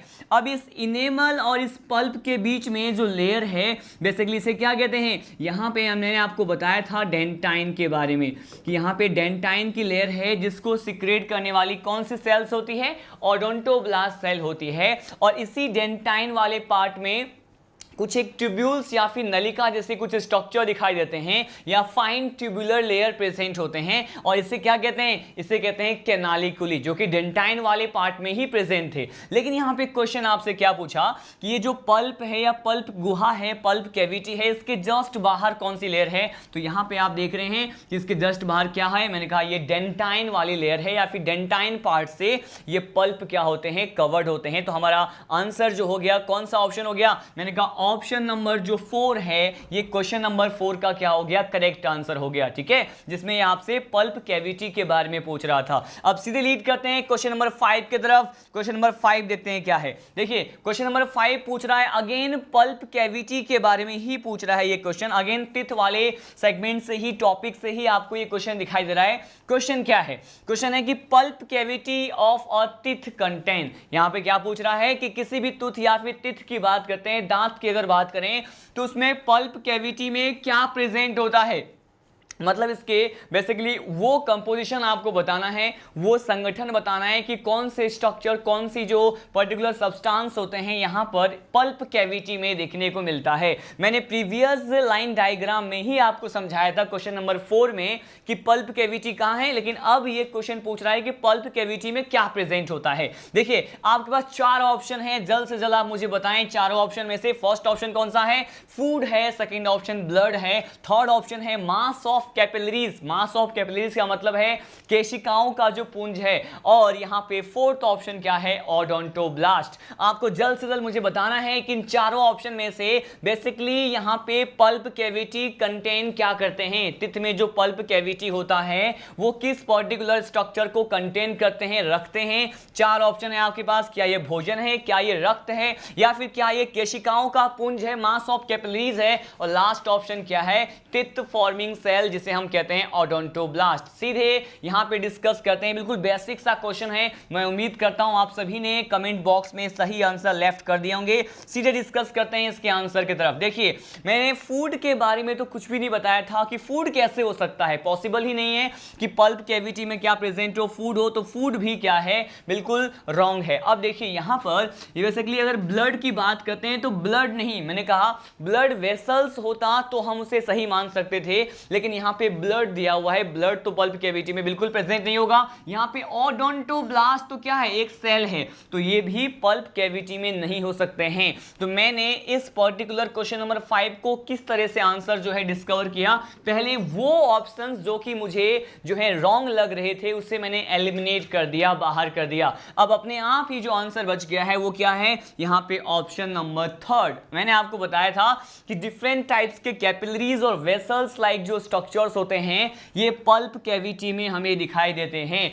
जो कि रूट कैनाल के जस्ट नीचे वाले पार्ट में प्रेजेंट होते हैं, रूट वाले पार्ट में प्रेजेंट होते हैं, और बॉनी सॉकेट से क्या होते हैं, बहुत ही स्ट्रांगली अटैच होते हैं, जुड़े हुए होते हैं। तो यहाँ पे आंसर क्या हो गया कि अलग अलग प्रकार की जो केशिकाएं होती हैं, कैपिलरीज होती हैं, वो कहाँ पे प्रेजेंट होती हैं, मैंने कहा ये पल्प कैविटी में प्रेजेंट है। ठीक है, अब सीधे क्वेश्चन नंबर 6 की तरफ लीड करते हैं। क्वेश्चन नंबर 6 क्या है, देखिए यहाँ पे फर्स्ट ऑफ ऑल हम देख रहे हैं क्वेश्चन नंबर पूछ क्या रहा है। ये क्वेश्चन नंबर 6 में ये सबसे सिंपल, अगेन ये तिथ से रिलेटेड ही क्वेश्चन आपसे पूछ रहा है। और क्वेश्चन क्या है, क्वेश्चन है कि द हार्डेस्ट सब्सटेंस या फिर मटेरियल ऑफ वर्टिब्रेट बॉडी, मतलब कशेरुकी जो होते हैं उसके शरीर का सबसे हार्डेस्ट सब्सटेंस जो है वो क्या है। 4 ऑप्शन दिए हुए हैं आपके पास। फर्स्ट ऑप्शन है किरेटिन, सेकंड ऑप्शन है इनेमल, और थर्ड ऑप्शन है डेंटाइन, और फोर्थ ऑप्शन क्या है, कॉन्ड्रीन। ये सारे क्या है, मैंने कहा किरेटिन और कॉन्ड्रीन तो प्रोटीन है, लेकिन यहाँ पे 4 ऑप्शन में से आपको जो है बेसिकली चूज करना है ऐसा ऑप्शन जो कि क्या है, हार्डेस्ट सब्सटेंस, सबसे कठोरतम पदार्थ माना जाता है किसके बॉडी का, कशेरुकी के शरीर का, और वर्टिब्रेट बॉडी में जो हार्डेस्ट मटेरियल है, सब्सटेंस है। इन चारों ऑप्शन में से आपको कौन सा ऑप्शन जो है वो करेक्ट लग रहा है, जल्द से जल्द आप अपने कमेंट बॉक्स में आंसर करें। देखिए अब सीधे लीड करते हैं विदाउट वेस्टिंग द टाइम, सीधे इसके आंसर पे आते हैं। बिल्कुल स्ट्रेट फॉरवर्ड आंसर है। पहले देखते हैं यहाँ पे किरेटिन, ऑप्शन नंबर फर्स्ट की बात करते हैं। यहाँ पे देखिए किरेटिन लिखा हुआ है। किरेटिन जो है बेसिकली कहाँ प्रेजेंट होते हैं मैं आपको बता दूं। किरेटिन एक प्रोटीन है जो कि ये कहाँ प्रेजेंट होते हैं, यहाँ से भी क्वेश्चन अलग अलग तरह के बनते हैं किरेटिन पे। मैंने कहा ये हेयर में प्रेजेंट है, बाल में प्रेजेंट होते हैं, साथ साथ ये किस में प्रेजेंट है, मैंने कहा ये नाखून में, नेल्स में प्रेजेंट होते हैं, और यहाँ पे हेयर और नेल्स के साथ साथ ये और कहाँ प्रेजेंट होते हैं, मैंने कहा ये हेयर और नेल्स के साथ साथ बेसिकली हॉर्न की बात करते हैं। यहाँ पे अगर एनिमल्स में पाए जाने वाले सिंग की बात करें, हॉर्न की बात करें, वहां पे प्रेजेंट होता है, लेकिन ये हार्डेस्ट सब्सटेंस नहीं होता है। तो ऑप्शन नंबर फर्स्ट क्या हो गया, मैंने कहा रॉन्ग हो गया, ये तो कभी भी पॉसिबल नहीं है। सेकेंड ऑप्शन की तरफ हम लीड करते हैं। ये क्या दिया हुआ है, इनेमल। देखिए यहां पे जब मैंने आपको टिथ का वर्टिकल सेक्शन का डायग्राम बताया था तो हमने क्या डिस्कस किया था, हमने डिस्कस किया। देखिए यहाँ पर अगेन इसके लाइन डायग्राम को देखें। मैंने कहा ये जो है पल्प कैविटी, इसके बाहर जो है क्या है, डेंटाइन वाला पार्ट, ये डेंटाइन वाला पार्ट है, ये हमारा पल्प कैविटी वाला पार्ट है, और यहाँ पर क्या प्रेजेंट होता है, ये जो स्ट्रक्चर इसके आउटर मोस्ट में प्रेजेंट होता है, ये क्या था, मैंने कहा इसे ही क्या कहते हैं, इसे ही इनेमल कहते हैं। और ये जो इनेमल है इसे ही क्या समझते हैं, इसे ही बेसिकली कंसिडर किया जाता है हार्डेस्ट सब्सटेंस। क्या कहता है, मैंने कहा सबसे कठोर पदार्थ माना जाता है, it is a hardest substance. ठीक है, हार्डेस्ट सब्सटेंस किसका, मैंने कहा ये हार्डेस्ट सब्सटेंस होता है पूरे ही पर्टिकुलर एनिमल डाइवर्सिटी का सबसे हार्डेस्ट सब्सटेंस इनेमल होता है,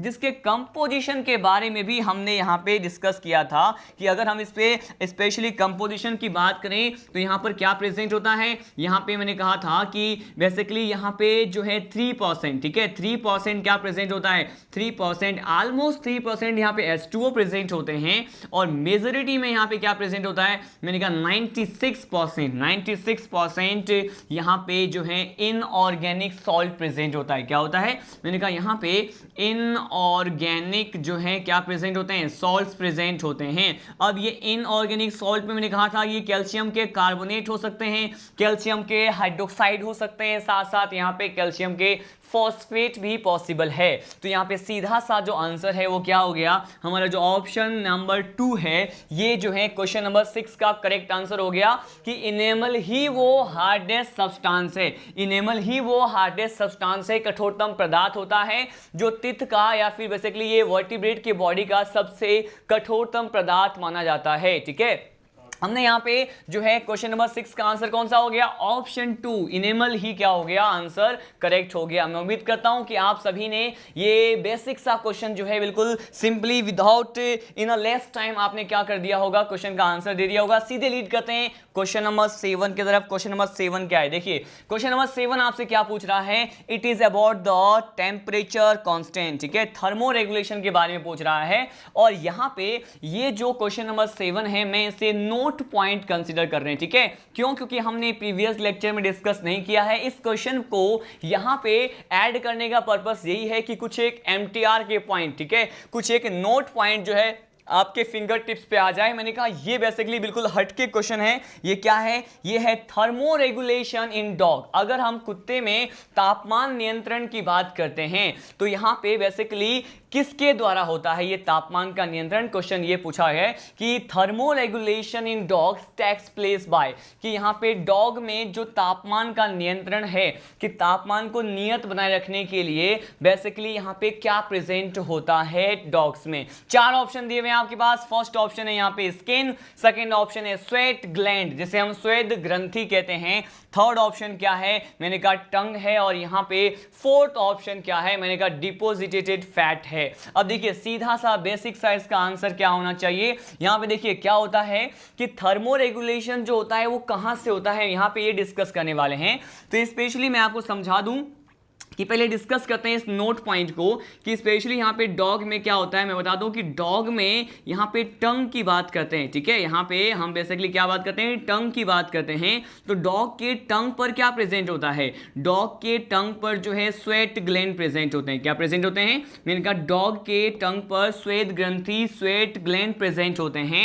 और डॉग अपने टंग को क्या करता है, मैंने कहा ये आउटसाइड निकाल करके, बाहर की तरफ निकाल करके क्या करता है, मैंने कहा हाफता रहता है। और इस पूरे प्रोसेस को क्या कहते हैं, इसे कहते हैं पेंटिंग। क्या कहते हैं इसे पेंटिंग कहते हैं। हाफना जो है उसको बेसिकली हम पेंटिंग कहते हैं। और इस तरह से डॉग जो है अपने टंग को, जिस पर यहाँ पे स्वेट ग्लैंड प्रेजेंट होते हैं, उसको बाहर की तरफ निकाल करके क्या करता है, हाफता है। और ये इसीलिए होता है, ये प्रोसीजर इसीलिए अपनाता है क्योंकि वो अपने बॉडी के टेम्परेचर को क्या कर पाए, मैंने कहा कांस्टेंट कर पाए या फिर उसको बैलेंस कर पाए। इसीलिए वो क्या करता है, अपने टंग को बाहर निकाल करके हाफता है, जिसे हम पेंटिंग कहते हैं। तो बेसिकली यहाँ पे सीधे पूछ रहा है कि ये जो पेंटिंग या फिर थर्मो रेगुलेशन का जो प्रोसेस होता है उसके लिए यहाँ पर क्या प्रेजेंट होता है। स्पेशली यहाँ पे टंग भी दिया हुआ है और स्वेट ग्लैंड भी दिया हुआ है, लेकिन यहाँ पे हमें बेसिकली स्वेट ग्लैंड को क्या करना है, यहाँ पे आंसर टिक करना है। क्यों, क्योंकि यहाँ पे प्रेजेंट क्या है,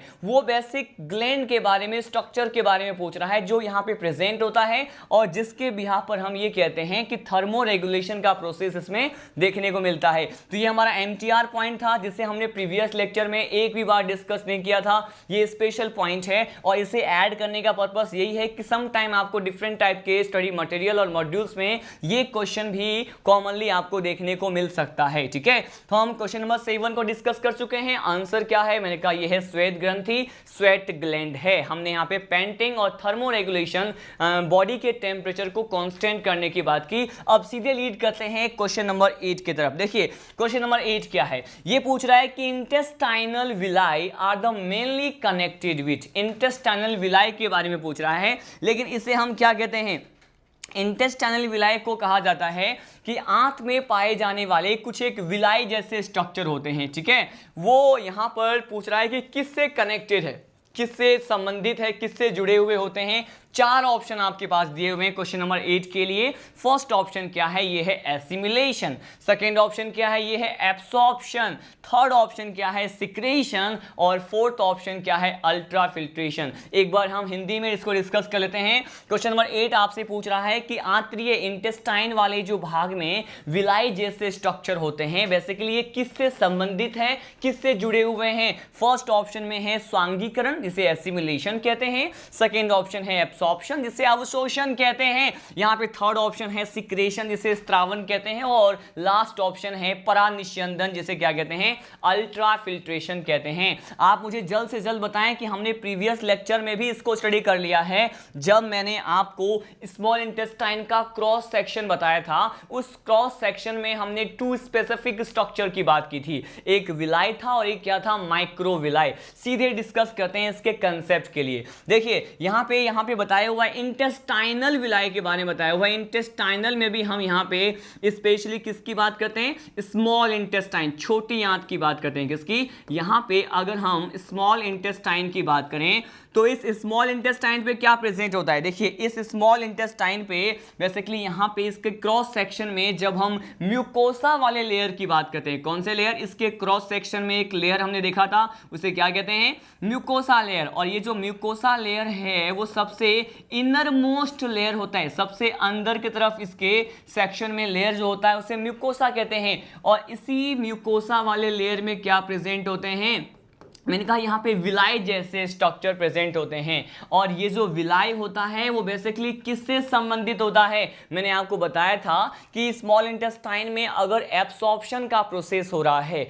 मैंने आपको 3 पार्ट्स ऑफ स्मॉल इंटेस्टाइन के बारे में बताया था।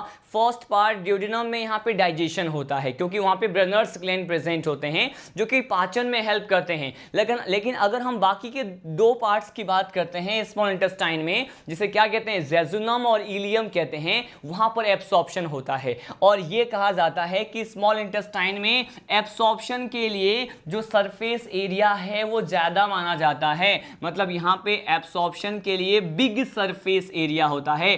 पृष्ठ क्षेत्रफल की जो वैल्यू है वो क्या है, मैंने कहा बिग सरफेस एरिया है। लेकिन ये बिग सरफेस एरिया किसकी वजह से होता है, मैंने कहा यहां पे ये विलाई की वजह से होता है। और विलाई क्या करते हैं, विलाई जो है यहां पे एब्सॉर्प्शन के लिए जो रेट होता है, मतलब अवशोषण के लिए जो दर है, अवशोषण के दर को क्या करते हैं, बढ़ाते हैं। या फिर हम ये कहें कि अवशोषण के लिए सतही क्षेत्रफल को ये बढ़ा देते हैं, उसमें वृद्धि करते हैं। इट मींस कि जो एरिया फॉर द एब्सॉर्प्शन या surface area for the absorption, ये विलाई क्या करते हैं, इंक्रीज करते हैं। ठीक है, तो यहाँ पे सिंपल सा यहाँ पे कंसेप्ट है कि ये इंक्रीज करते हैं किसमें, मैंने कहा यहाँ पे सरफेस एरिया, इसे मैंने SA से रिप्रेजेंट कर दिया है, इसको इंक्रीज करते हैं। और किस पर्टिकुलर प्रोसेस में हेल्प करते हैं, मैंने कहा ये एब्सॉर्प्शन में हेल्प करते हैं, अवशोषण में ये क्या करते हैं, सहायता करते हैं। सीधा सा ऑप्शन नंबर जो सेकेंड था वो क्या हो गया, हमारा करेक्ट आंसर हो गया। जो बिल्कुल बेसिकली यहाँ पे एसिमिलेशन क्या होता है, मैंने आपको बता रखा है इनिशियल लेक्चर में ही डाइजेस्टिव सिस्टम के। एसिमिलेशन को हम किस तरह से एक्सप्लेन कर सकते हैं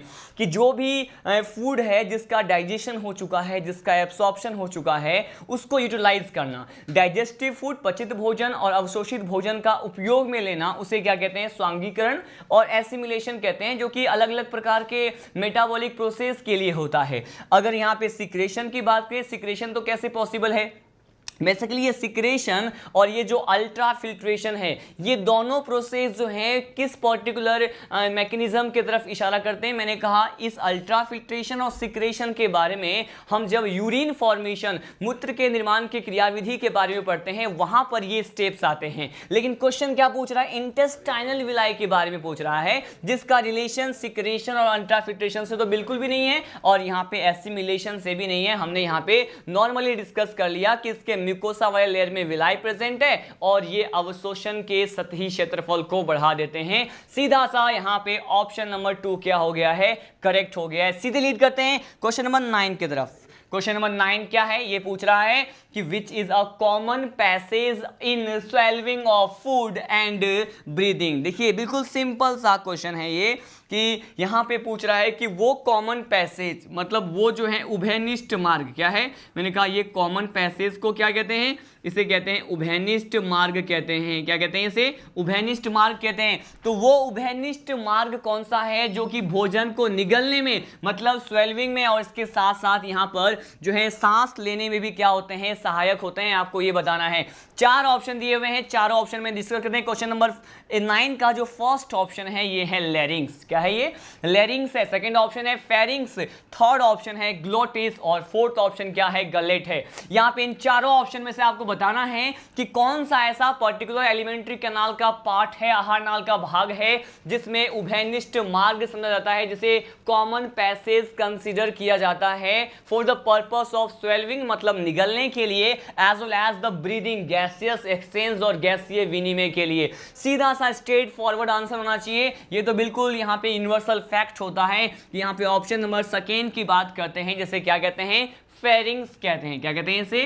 फेरिंग्स, जिसे हिंदी में क्या कहते हैं? ग्रसनी कहते हैं। मैंने आपको बताया था कि जो फेरिंग्स होते हैं वो किसके लिए कॉमन पाथवे है? मैंने कहा एयर के लिए, मतलब यहाँ पे गैसियस एक्सचेंज होगा और साथ साथ जो फूड सब्सटेंस है ये भी क्या होते हैं? मैंने कहा इसी फेरिंग्स और ग्रसनी वाले भाग से गुजर सकते हैं। तो इन दोनों ही के लिए ये क्या होते हैं? मैंने कहा उभयनिष्ठ मार्ग होता है, कॉमन पैसेज होता है। ठीक है, हमने डिस्कस कर लिया क्वेश्चन नंबर 9 को। अब सीधे लीड करते हैं क्वेश्चन नंबर 10 की तरफ। ठीक है, अब देखिए क्वेश्चन नंबर 10 को डिस्कस करें। यहां पर क्या पूछ रहा है? ये पूछ रहा है ट्रांसवर्स रुग के बारे में। ये देखिए ये क्या है? ट्रांसवर्स रुग के बारे में पूछ रहा है। आपसे पूछ रहा है कि ये ट्रांसवर्स रुग जो है कहां होता है? ये अनुप्रस्थ प्रकार के ये जो रुग जैसे, उभार जैसे स्ट्रक्चर होते हैं वो कहां होते हैं? 4 ऑप्शन दिया हुआ है आपके पास। फर्स्ट है हार्ड पैलेट, सेकंड है सॉफ्ट पैलेट, थर्ड है टंग या फिर फोर्थ है स्टमक। देखिए फर्स्ट ऑफ ऑल आपको ये डिसाइड करना होगा कि हमने इस ट्रांसवर्स रुग या फिर रिज, इसे हम क्या कह सकते हैं? इसे हम रिज भी कह सकते हैं, उभार भी कह सकते हैं। बेसिकली ये ट्रांसवर्स रुग के बारे में आपने कौन से टॉपिक में जो है स्टडी किया था? सीधा सा बेसिक सा जो है क्वेश्चन है। मैं उम्मीद करता हूं आप सभी ने इन चारों ऑप्शन को देखते ही करेक्ट ऑप्शन टिक कर लिया होगा। ऑप्शन जो है आपने सही आंसर को कमेंट बॉक्स में लेफ्ट कर दिया होगा। सीधे आते हैं डिस्कशन पे। देखिए डिस्कशन पे यहाँ पे देखेंगे कि ट्रांसवर्स रुग जो है, पहले ये डिसाइड करते हैं कि किस पार्ट में प्रेजेंट होता है। मैंने कहा ये पैलेट में होता है। कहाँ होता है? ये बेसिकली पैलेट में या फिर तालू में पाया जाता है। पैलेट क्या होता है? ओरल कैविटी का जो अपर सरफेस है, जो ओरल कैविटी के छत को क्या कहते हैं? उसके रूफ को कहते हैं पैलेट या तालू। और स्पेशली अगर उसके टाइप्स की बात करें तो मैंने आपको 3 टाइप्स ऑफ पैलेट के बारे में बताया था। जो फर्स्ट होता है ये होता है hard palate, second soft palate और थर्ड टाइप क्या होता है? Hind palate. इसे यूविला या वेलम पैलेटाई हमने कहा था। ठीक है, अब देखिए अगर स्पेशली इस हार्ड पैलेट कठोर तालू की बात करते हैं तो कठोर तालू के लिए क्या कहते हैं कि यहां पर ही क्या प्रेजेंट होता है? ट्रांसवर्स रिज या फिर रुग प्रेजेंट होता है, जो कि कार्निवोर, जो भी फ्लैश ईटर मांस को खाने वाले जीव होते हैं उसमें इस तरह के ट्रांसवर्स रिज जो हैं ज्यादा डेवलप होते हैं, अत्यधिक विकसित होते हैं, जिसके सहायता से वो फ्लैश के पार्ट को या मांस के टुकड़े को, उसके पीसेस को अपने पैलेट में क्या करते हैं? ग्रिप बना करके ट्रैप कर लेते हैं, फंसा लेते हैं। तो करेक्ट आंसर कौन सा हो गया? मैंने कहा यहां पे क्वेश्चन नंबर 10 का ऑप्शन फर्स्ट क्या हो गया? करेक्ट हो गया। ये हार्ड पैलेट वाला पार्ट ही पैलेट का वो पार्ट है जिसमें ट्रांसवर्स रिज जैसे स्ट्रक्चर होते हैं। ठीक है, बिल्कुल बेसिक सा क्वेश्चन था। अब सीधे डिस्कस करते हैं क्वेश्चन नंबर 11। अब हम डिस्कस करते हैं क्वेश्चन नंबर 11। देखिए क्वेश्चन नंबर 11 में आपसे क्या पूछ रहा है? यहां हमसे पूछ रहा है कि the vermiform appendix is situated at the junction of. इसका मतलब ये है, पहले मैं आपको इसका हिंदी मीनिंग समझा दूं। मैंने कहा यहां पे पूछ रहा है कि ये वर्मीफॉर्म अपेंडिक्स कोई स्ट्रक्चर है जिसे हम कहते हैं कृमि रूपी परिसेशिका। ठीक है, तो ये जो अपेंडिक्स लाइक स्ट्रक्चर होता है वो बेसिकली कहां प्रेजेंट होता है या फिर किस संधि स्थल या जंक्शन पे प्रेजेंट होता है? आपके पास ये 4 ऑप्शन दिए हुए हैं। चारों ऑप्शन को हम 1 बाय 1 करते हैं स्टडी। यहां पे देखिए ऑप्शन नंबर फर्स्ट क्या है? ये बोल रहा है कि क्या ये वर्मीफॉर्म अपेंडिक्स लार्ज इंटेस्टाइन और स्मॉल इंटेस्टाइन के जंक्शन पे प्रेजेंट होता है। सेकंड ऑप्शन है स्मॉल इंटेस्टाइन एंड डियोडिनम के जंक्शन पे प्रेजेंट होता है। थर्ड ऑप्शन क्या है? Anus and rectum. और लास्ट ऑप्शन क्या है यहाँ पे? Stomach and duodenum. देखिए इन चारों ऑप्शन में से आपको ये पहचानना है, आइडेंटिफाई करना है कि आखिर ये वर्मीफॉर्म अपेंडिक्स जो होता है वो कहां प्रेजेंट होता है। बिल्कुल बेसिक सा क्वेश्चन है, लेकिन यहाँ पे कंसेप्ट भी है जिसे आपको पहचानना है। पहले आपको क्या डिसाइड करना है कि ये वर्मीफॉर्म अपेंडिक्स होता क्या है, उसके बाद आपको ये डिसाइड करना है कि ये कहाँ प्रेजेंट होता है। देखिए यहाँ पे इसके बारे में मैंने आपको प्रीवियस लेक्चर में क्या कंसेप्ट दिया हुआ है कि वर्मीफॉर्म अपेंडिक्स जो होता है student, basically it is a vestigial structure. ये क्या होता है, मैंने कहा it is a vestigial structure. और अगर ये वेस्टिजियल स्ट्रक्चर है तो इसे हम हिंदी में क्या कहते हैं, इसे कहा जाता है अवशेषी संरचना। ये क्या है, मैंने कहा ये एक अवशेषी संरचना है। अवशेषी संरचना कहने का मतलब ये है कि ये संरचनात्मक तौर पे यहाँ पे प्रेजेंट होता है, लेकिन इसका कोई भी बेसिकली फंक्शन हमें देखने को नहीं मिलता है, ठीक है। So it is a vestigial structure. और इसका शेप कैसा होता है, मैंने कहा ये ट्यूब लाइक होता है। क्या होता है, मैंने कहा ये ट्यूब लाइक वेस्टिजियल स्ट्रक्चर होता है। और इसके बारे में मैंने आपको एक स्टार पॉइंट में एक पॉइंट गिवन बताया था, बेसिकली वो क्या था, मैंने कहा ये पर्टिकुलर जिस जंक्शन पे प्रेजेंट होते हैं इसे क्या कहते हैं, इसे कहा जाएगा इलियोसिकम, ठीक है। क्या कहते हैं इसे कहते हैं इलियोसिकम, या फिर इसे ही कहते हैं इलियोसिकल जंक्शन। क्या कहते हैं इसे इलियोसिकम या इलियोसिकल जंक्शन कहते हैं। अब यहां पे हम वन मोर टाइम ये समझने वाले हैं कि ये जो इलियोसिकल जंक्शन होता है इसका मीनिंग क्या है। देखिए यहां पे इलियो टर्म जो है वो रिप्रेजेंट करता है इलियम वाले पार्ट को, ठीक है। आप इतना जानते हैं कि ये जो इलियम पार्ट है वो बेसिकली किससे बिलोंग करता है, मैंने कहा ये स्मॉल इंटेस्टाइन से बिलोंग करता है। जबकि ये सिकम पार्ट जो होता है वो किससे बिलोंग करता है, मैंने कहा ये बेसिकली ये सिकम वाला पार्ट जो है ये रेक्टम, और इसके साथ साथ यहाँ पे एक कोलोन का पार्ट भी होता है। और ये तीनों पार्ट किसके होते हैं, मैंने कहा ये लार्ज इंटेस्टाइन से बिलोंग करते हैं, ठीक है। तो यहाँ पे आपने क्या देखा कि ये स्मॉल इंटेस्टाइन और लार्ज इंटेस्टाइन के जंक्शन पे प्रेजेंट होता है। लेकिन इससे पहले हमें क्या डिसाइड करना पड़ा कि ये इलियोसिकम या फिर इलियोसिकल जंक्शन का हम बेसिकली किस पर्टिकुलर एलिमेंट्री कैनाल के पार्ट से रिलेट कर सकते हैं। तो आप जानते हैं यहाँ पे इलियम को रिप्रेजेंट करता है और ilium is a part of small intestine. यहाँ पे सिकम जो होता है, कोलोन और रेक्टम, ये तीनों होते हैं लार्ज इंटेस्टाइन के पार्ट। तो यहाँ पे कौन सा ऑप्शन जो है सही हो गया, मैंने कहा यहाँ पे ऑप्शन फर्स्ट की अगर बात करें, जिसे क्या कहते हैं large intestine and small intestine, इसके ही जंक्शन पर क्या प्रेजेंट होता है, मैंने कहा यहां पर वर्मीफॉर्म अपेंडिक्स क्या होगा, प्रेजेंट होगा। तो हमने यहां पे क्वेश्चन नंबर 11 डिस्कस किया, बिल्कुल कंसेप्चुअल क्वेश्चन था। अब सीधे लीड करते हैं क्वेश्चन नंबर 12 की तरफ। देखिए क्वेश्चन नंबर 12 में आपसे क्या पूछा गया है, ये पूछ रहा है कि lacteals are found in, lacteals कुछ बेसिक स्ट्रक्चर होते हैं और हमसे ये पूछ रहा है कि ये कहां प्रेजेंट होता है। मैंने यहां पे बताया है कि लैक्टियल्स जो होते हैं इसे ही क्या कहते हैं, मैंने आपको प्रीवियस लेक्चर में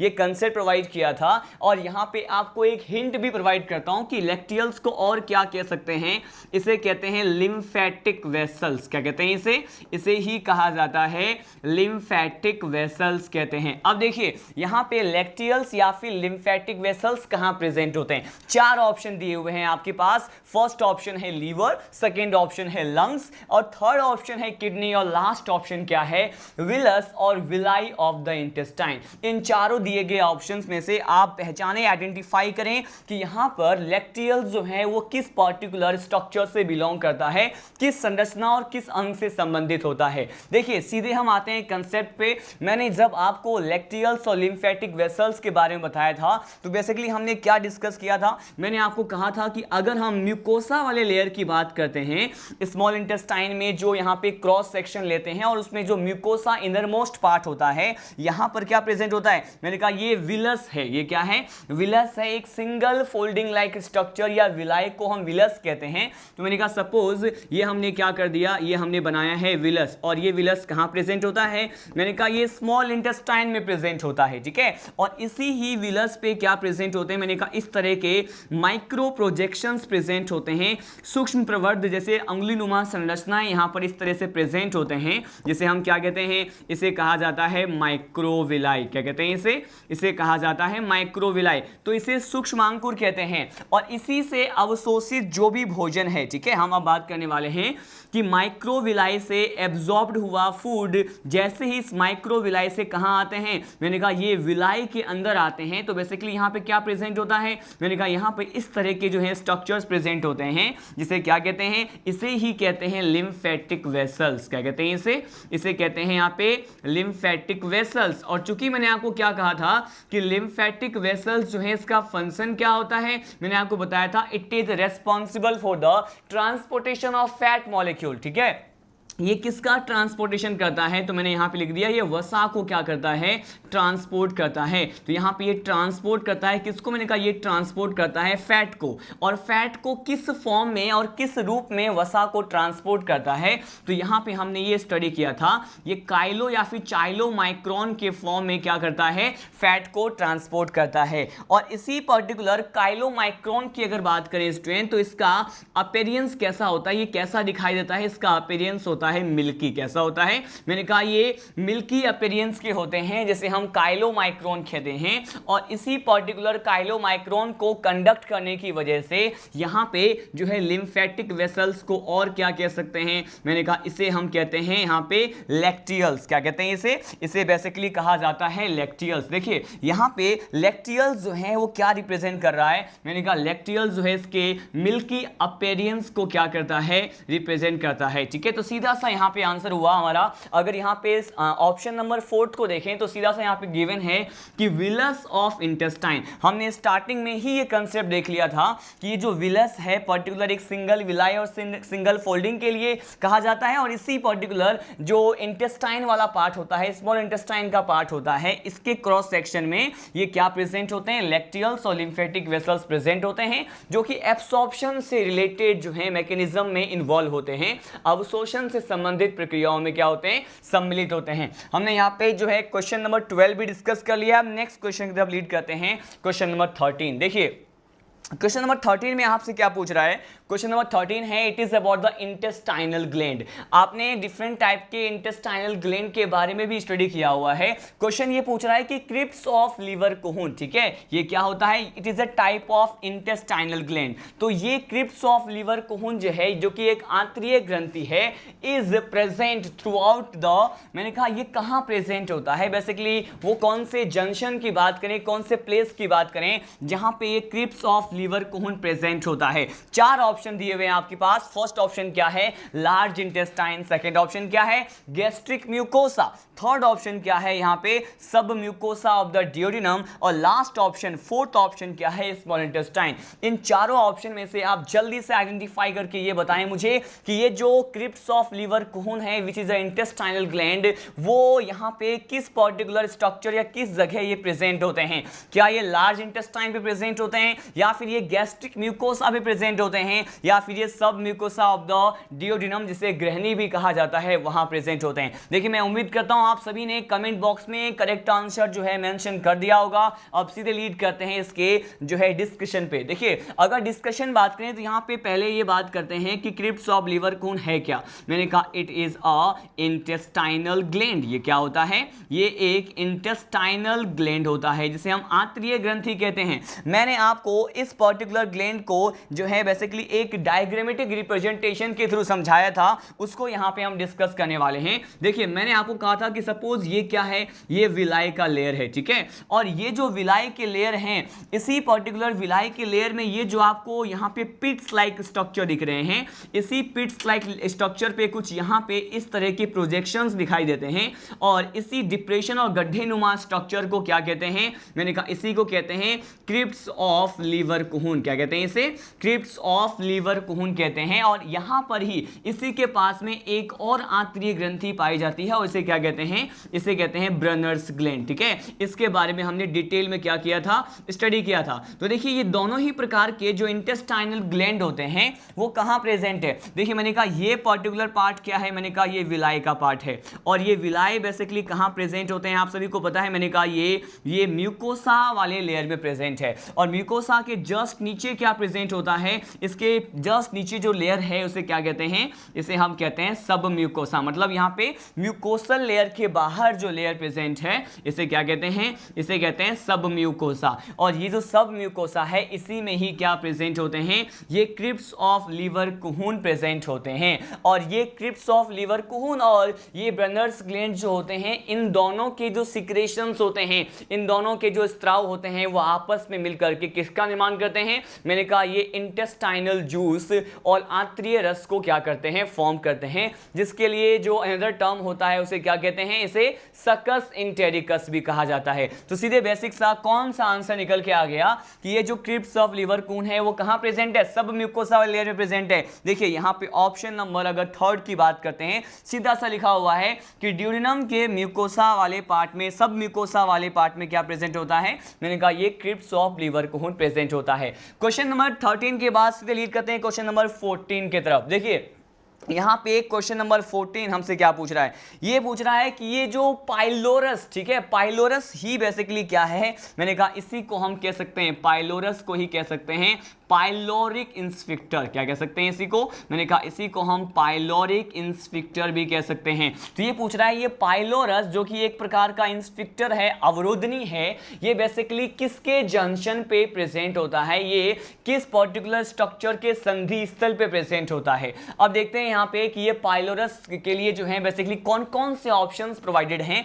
ऑप्शन नंबर फर्स्ट की बात करते हैं। देखिए यहाँ पे गिवन है oesophagus and stomach, second option है स्टमक एंड डियोडिनम, यहाँ पे थर्ड ऑप्शन है डियोडिनम एंड इलियम, और लास्ट ऑप्शन क्या है? Ileum and rectum. आपको इन चारों ऑप्शन में से पहचानना है कि ये पाइलोरस जो है ये कहां प्रेजेंट होता है। सीधे लीड करते हैं इसके कंसेप्ट की तरफ। देखिए यहाँ पे एक डायग्राम के थ्रू समझने की कोशिश करते हैं। मैंने कहा अगर इस पाइलोरिक इंस्पेक्टर या पाइलोरस की बात करते हैं तो ये सपोज ये जो स्ट्रक्चर मैं बना रहा हूं ये क्या है? मैंने कहा ये स्टमक है। ये क्या है? स्टमक है। और स्टमक का जो लास्ट पार्ट होता है इसे क्या कहते हैं? मैंने सपोज कहा ये जो स्टमक का लास्ट पार्ट है ये क्या है? ये इसका पाइलोरिक पार्ट है। कौन सा पार्ट है? मैंने कहा ये इसका पाइलोरिक पार्ट है, ठीक है। और ये जो पाइलोरिक पार्ट है ये ओपनिंग शो करता है किसमें? मैंने कहा ये डियोडिनम वाले पार्ट में क्या करता है? ओपनिंग शो करता है, जो कि स्मॉल इंटेस्टाइन का फर्स्ट पार्ट है। और इसी के बीच में क्या प्रेजेंट होता है? मैंने कहा इसी पाइलोरिक पार्ट और डियोडिनम वाले पार्ट के बीच में क्या प्रेजेंट होता है? ये पाइलोरस प्रेजेंट होता है, जिसे हम पाइलोरिक इंस्पेक्टर भी कहते हैं, ठीक है। अब देखिए यहाँ पे ऑप्शन में हमें यह चूज करना है कि बेसिकली अगर इस डियोडिनम की बात करते हैं तो ये किसका पार्ट है? मैंने कहा ये SI मतलब स्मॉल इंटेस्टाइन का पार्ट है। और ये जो पाइलोरिक पार्ट है ये किसका पार्ट है? मैंने कहा ये स्टमक का पार्ट है, ठीक है। अब देखिए ऑप्शन में यहाँ पे कौन सा ऑप्शन करेक्ट हो गया? यहाँ पे फर्स्ट ऑप्शन की बात करते हैं। यहाँ लिखा है इसोफेगस और स्टमक, ये तो क्या हो गया? रॉन्ग हो गया। इसके बाद सेकेंड ऑप्शन दिया हुआ है स्टमक एंड डियोडिनम, और यही सेकेंड ऑप्शन क्या हो गया? करेक्ट हो गया। क्यों? क्योंकि आप ये देख रहे हैं कि पाइलोरिक पार्ट जो है वो स्टमक का पार्ट हो गया, और यहाँ पे डियोडिनम, यहाँ पे बेसिकली हम ये कह रहे हैं कि स्टमक और डियोडिनम के बीच में ही क्या प्रेजेंट है? ये पाइलोरस या पाइलोरिक इंस्पेक्टर प्रेजेंट है, जो कि स्टमक के लास्ट पार्ट में जो भी सिक्रेशंस होते हैं, जो भी स्त्राव होते हैं, वो यहाँ पे इसके ओपनिंग में क्या करता है? इसको कंट्रोल करता है, नियंत्रित करता है, और साथ साथ बैकवर्ड फ्लो को भी क्या करता है? पश्च प्रभाव को रोकता है, प्रिवेंट करता है। देखिए क्वेश्चन नंबर 14 को डिस्कस करने के बाद हम लास्ट क्वेश्चन डिस्कस करते हैं, जो कि क्या है यहाँ पे? Question number 15। क्वेश्चन नंबर 15 हमसे क्या पूछ रहा है? देखिए ये पूछ रहा है कि what are the function of the goblet cells, ठीक है। एक गॉबलेट सेल्स के बारे में हमने प्रीवियस लेक्चर में डिस्कस किया था। आपको ये पूछ रहा है कि ये गॉबलेट सेल्स जो हैं वो आखिर किस प्रकार के कार्य को जो है प्रदर्शित करते हैं, कौन से स्पेसिफिक फंक्शन को परफॉर्म करते हैं। देखिए यहाँ पे ये जो लास्ट क्वेश्चन है इसमें गॉबलेट सेल्स के फंक्शन के बारे में पूछ रहा है। 4 ऑप्शन प्रोवाइडेड है। फर्स्ट ऑप्शन क्या है? मैंने कहा प्रोडक्शन ऑफ एंजाइम, ये पूछ रहा है क्या ये एंजाइम को उत्पादित करते हैं। सेकेंड ऑप्शन है प्रोडक्शन ऑफ म्यूसिन, क्या ये म्यूसिन या म्यूकस जैसे पदार्थ को स्रावित करते हैं। थर्ड ऑप्शन है प्रोडक्शन ऑफ द हार्मोन, ठीक है। और यहाँ पे लास्ट ऑप्शन क्या है? ये है प्रोडक्शन ऑफ द HCl। अब देखिए ये जो गॉबलेट सेल्स हैं वो बेसिकली हमने कहाँ स्टडी किया था? ये हमने इसोफेगस वाले पार्ट में भी स्टडी किया था कि ये जो इसोफेगस वाले पार्ट जो होता है उसमें यहाँ पे NKSSE मतलब उसकी जो इनर वॉल की लाइनिंग होती है, जिसे कहते हैं नॉन क्रेटिनाइज्ड स्ट्रेटिफाइड स्क्वेमस एपिथेलियम जो होता है, इसे हम शॉर्टकट NKSSE कहते हैं, उसी के पर्टिकुलर इनर वॉल में ही क्या प्रेजेंट होते हैं? मैंने कहा गॉबलेट सेल्स प्रेजेंट होते हैं। और इसी गॉबलेट सेल्स के एक सिंगल फंक्शन के बारे में, एक कार्य के बारे में हमने स्टडी किया था कि ये किस प्रकार के पदार्थ को जो है स्रावित करते हैं। मैंने कहा ये म्यूकस या फिर म्यूसिन जैसे पदार्थ को क्या करते हैं? हैं, स्रावित करते हैं, जो कि भोजन को जो है डाउनवर्ड पुश करने के लिए, नीचे की तरफ जो है पुश करने के लिए, धकेलने के लिए क्या करते हैं, हेल्प करते हैं। तो यहाँ पे गॉबलेट सेल्स का फंक्शन क्या हो गया, सीधा सा दिख रहा है यहाँ पे कि ये क्या करते हैं, ये प्रोड्यूस करते हैं किसको, मैंने कहा म्यूसिन या फिर म्यूकस जैसे पदार्थ को क्या करते हैं, ये प्रोड्यूस करते हैं, उत्पादित करते हैं। और ये जो म्यूकस होता है ये फूड को डाउनवर्ड मूवमेंट के लिए या क्रमाकुंचन गति पेरिस्टल्टिक मूवमेंट में क्या करेगा, हेल्प करेगा। तो यहाँ पे हमने जो है बेसिक इंपोर्टेंट 15 क्वेश्चंस को डिस्कस किया, जो हमने अभी तक जो भी टॉपिक में या फिर जो भी कंसेप्ट स्टडी किया उस पे आधारित हमने इंपोर्टेंट 15 क्वेश्चन को डिस्कस किया। साथ साथ मैंने क्वेश्चन डिस्कस करने से पहले